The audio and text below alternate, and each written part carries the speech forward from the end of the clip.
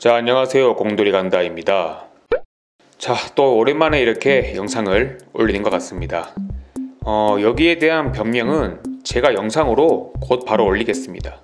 자, 오늘 이야기 주제는 제 영상을 보고 제법 많은 분들이 고민 연락을 주셨어요.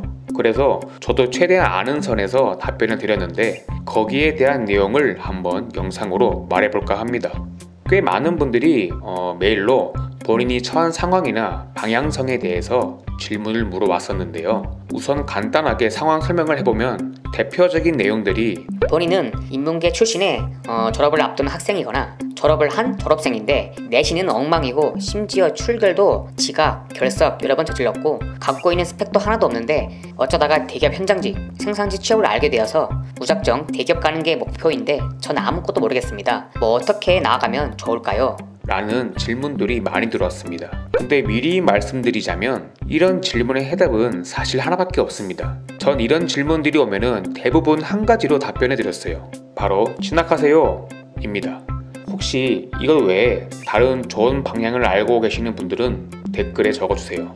우선 시작 전에 이분들의 공통점은 정말 자신의 진로에 대해서 진지하게 고민을 한다는 거예요.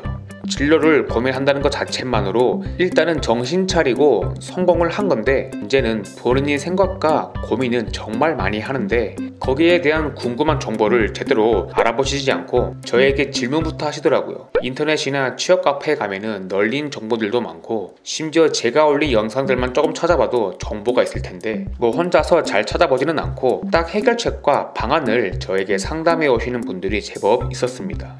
물론 답변은 잘 해드렸지만 조금 아이러니한 부분이 있었지요.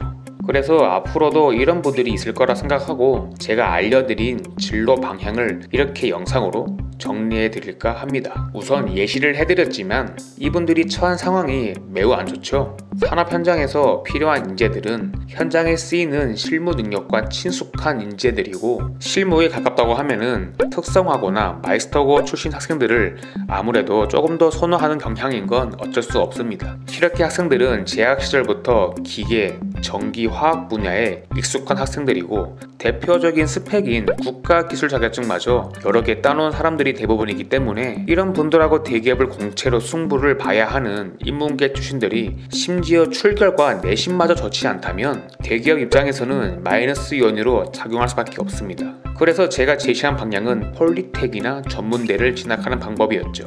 2년제 학계를 진학을 해서 학점을 잘 받아놓고 산업기사, 기능사 자격증을 다수 취득을 해야만 고등학교 때 망친 마이너스 요인들을 그나마 커버할 수 있다고 판단했기 때문입니다.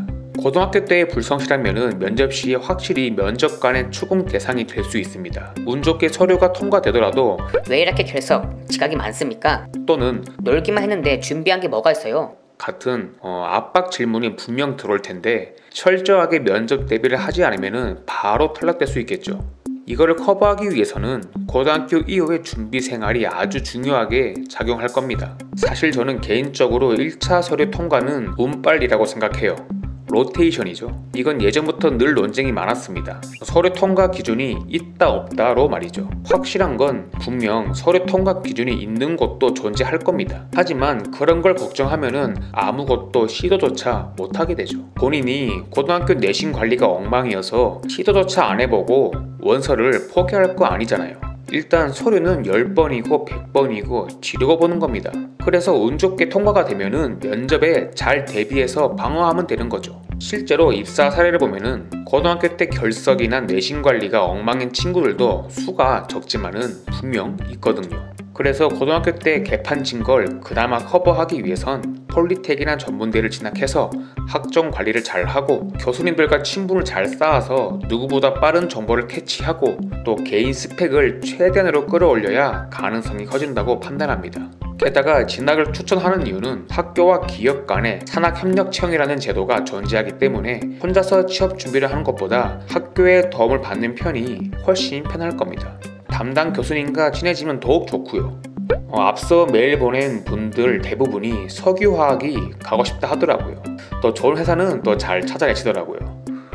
석화는 특히 서류 통과 기준에 대해서 엄격하다고 소문이 나 있습니다.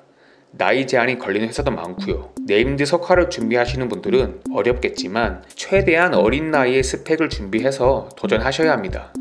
고등학교 내신 출결을 많이 본다고 합니다만 도전하는 게 돈 드는 건 아니잖아요. 차선책은 많이 있으니까 목표가 있으시면은 포기하지 마시길 바랄게요. 그러니까 취업하는 모든 분들께 응원의 메시지를 드립니다. 자, 오늘 영상은 여기까지인데요. 초반에 잠깐 언급했던 그 변명에 대한 영상을 바로 업로드 하겠습니다. 요즘 코로나 때문에 많이들 힘드실 거라고 생각하네요. 하지만 모두 힘내서 잘 이겨내시길 바라겠습니다. 그럼 다음 영상에 또 뵙겠습니다. 들어가세요.